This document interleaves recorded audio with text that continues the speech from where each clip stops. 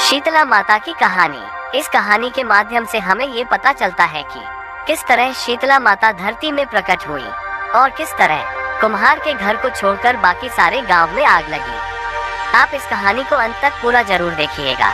एक बार जब शीतला माता को ये जानने की इच्छा हुई कि उनकी पूजा धरती पर कौन कौन करता है, जिसको जानने के लिए शीतला माता ने धरती में आने का निर्णय लिया और धरती में आते ही शीतला माता ने एक बुजुर्ग महिला का रूप ले लिया। तभी शीतला माता राजस्थान के डूंगरी गांव में पहुंची और इधर उधर की गलियों में घूमने लगी। जैसे ही शीतला माता गलियों में घूम रही थी, तभी अचानक से उनके ऊपर किसी महिला ने चावल का उबलता हुआ पानी डाल दिया। उबला हुआ पानी डालने के कारण शीतला माता के शरीर में छाले निकल आए, जिसके कारण शीतला माता को बहुत जोर से जलन होने लगी और पूरे शरीर में अत्यधिक पीड़ा होने लगी, जिसके कारण शीतला माता गलियों में सभी के पास गई और कहने लगी, मेरी मदद करो, मेरे ऊपर किसी ने गर्म पानी डाल दिया है, जिसके कारण मेरे पूरे शरीर में असहनीय पीड़ा हो रही है, कोई मेरी मदद करो। लेकिन किसी ने भी शीतला माता की मदद नहीं की और सभी ने उनको अनदेखा कर दिया। लेकिन थोड़ी दूर चलने के बाद जब शीतला माता एक कुम्हार के पास पहुंची तो उस कुम्हार की पत्नी ने शीतला माता को देखा कि इनके शरीर में तो बड़े बड़े छाले पड़े हैं और माताजी ने कुम्हार की पत्नी से कहा, मेरी मदद करो, मेरे शरीर में असहनीय पीड़ा हो रही है और बहुत तेज जलन हो रही है। जिसके बाद कुम्हार की पत्नी ने शीतला माता को अपने पास बुलाया और उनसे कहा, माँ जी आप यहाँ बैठ जाए। जिसके बाद कुम्हार की पत्नी ने शीतला माता पर एक मटके से ठंडा पानी डाला, जिससे उनको जलन में थोड़ी शांति प्रदान हुई। जिसके बाद कुम्हार की पत्नी ने शीतला माता से कहा, माँ जी मेरे घर में रबड़ी और दही रखा है जो कल रात का है, आप इसको खा लीजिए। जिसके बाद शीतला माता जी ने कुम्हार की पत्नी के दिए हुए रात के बासी खाने को खाया, जिससे उनको दर्द में आराम मिल गया। जिसके बाद कुम्हार की पत्नी ने शीतला माता से कहा कि माँ जी आपके बाल तो चारों तरफ से बिखर गए हैं, लाइए मैं आपके बाल को बांध देती हूँ। और जैसे ही कुम्हार की पत्नी ने शीतला माता के बालों को बांधना शुरू किया तो उसने देखा कि उस बुजुर्ग महिला के पीछे भी एक आँख है, जिसको देखकर कुम्हार की पत्नी बहुत डर गई और वहाँ से भागने लगी। तभी शीतला माता ने कुम्हार की पत्नी को रोका और उनसे कहा कि तुम मुझसे डरो नहीं, मैं शीतला माता हूँ, मैं यहाँ देखने आई थी कि यहाँ पर मेरी कौन कौन पूजा करता है। और ऐसा बोलकर शीतला माता अपने असली रूप में आ गई। जिसके बाद कुम्हार की पत्नी ने जैसे ही शीतला माता को असली रूप में देखा तो वह तुरंत शीतला माता के पास गई और कहने लगी, माता मैं आपको अपने घर में कहाँ पर बिठाऊं? मेरे घर के चारों तरफ तो गंदगी फैली हुई है और बैठने तक की जगह नहीं है। जिसके बाद शीतला माता उस कुम्हार की पत्नी के पाले हुए गधे पर बैठ गई और फिर उन्होंने कुम्हार के घर की साफ सफाई कर कुम्हार के घर की दरिद्रता को एक डलिया में भरकर बाहर फेंक दिया। जिसके बाद शीतला माता ने उस कुम्हार की पत्नी से खुश होकर कहा कि मांग लो, तुम्हें जो वरदान मांगना हो, मैं तुमसे बहुत प्रसन्न हूँ।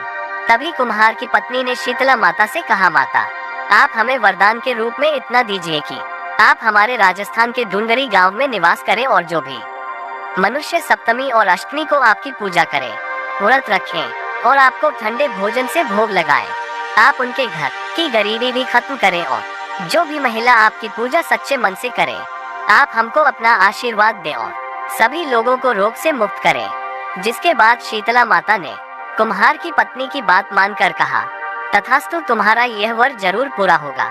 जिसके बाद शीतला माता ने कुम्हार की पत्नी से कहा कि तुम अपने घर में इस घड़े के पानी को चारों ओर से छिड़क लेना, क्योंकि कल पूरे गांव में आग लगेगी, लेकिन तुम्हारे घर में नहीं लगेगी। जिसके बाद कुम्हार की पत्नी ने शीतला माता की बात मानकर घड़े के पानी को अपने घर के चारों ओर छिड़क लिया। जब अगला दिन शुरू हुआ तो सबके घर में आग लग गई, लेकिन कुम्हार के घर में आग नहीं लगी। जिसको देखकर सभी लोग आश्चर्यचकित हो गए और वह सभी लोग राजा के पास गए, उनको सारी बात बताई कि हमारे घर में आग लगी है और कुम्हार के घर में आग नहीं लगी है। राजा भी ये सुनकर बहुत आश्चर्यचकित हो गया। जिसके बाद राजा ने अपने सेवक को भेजकर उस कुम्हार की पत्नी को अपने दरबार में बुलवाया। जब कुम्हार की पत्नी राजा के दरबार में पहुंची, तब राजा ने उससे पूछा कि तुम्हारे घर को छोड़कर बाकी सभी घर में आग कैसे लगी है, तुम्हारे घर में आग क्यों नहीं लगी? तब कुम्हार की पत्नी ने बताया, कल मेरे घर में शीतला माता आई थी और उन्हीं की कृपा से ऐसा हुआ है। ये सुनकर राजा और सभी गांव वाले एकदम स्तब्ध रह गए। फिर राजा ने पूरे गांव में सभी लोगों से कहा, आज से सभी लोग शीतला माता की पूजा करेंगे। और तभी से ढूंढरी गांव का नाम शीत की ढूंढरी पड़ गया। और राजस्थान में शीतला माता का बहुत बड़ा मंदिर बनाया गया है, जहां पर हर साल मेला लगता है और बहुत सारे लोग मेले में आते हैं। शीतला माता को चेचक और बहुत से रोगों की देवी बोला जाता है। जिन लोगों को चेचक जैसे रोग हो जाते हैं, उनको शीतला माता की पूजा अवश्य करनी चाहिए। शीतला माता की पूजा करने के लिए सभी को सुबह उठकर अपने पानी में गंगा जल मिलाकर उससे स्नान करना चाहिए और स्नान करने के बाद साफ सुथरे वस्त्र धारण करने चाहिए। फिर पूजा करने के लिए एक थाली में सप्तमी के दिन की बनी खीर, नमक व बाजरा की बनी रोटी, मठरी रखें। दूसरी थाली में आटे के बने दीपक, रोली वस्त्र, चावल और एक लोटे में ठंडा जल भी रखें।